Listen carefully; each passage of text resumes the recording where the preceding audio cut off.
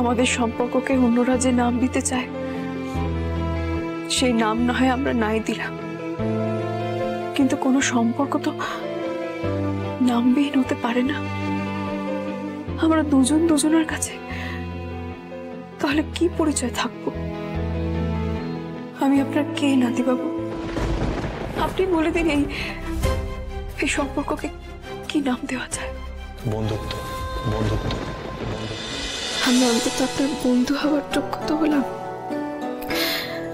ভালোবাসতে নাই বা পারলে বন্ধুত্বটা যেন আজীবন থাকে। আমি যদি বিয়ের আগে তোমাকে বলার সুযোগ পেতাম তাহলে তোমাকে অবশ্যই বলতাম যে আমি। তবে কি ওনার জীবনে অন্য কেউ ছিল যার জন্য উনি আমাকে বন্ধু হিসাবে দেখলেও ভালোবাসতে পারবেন না?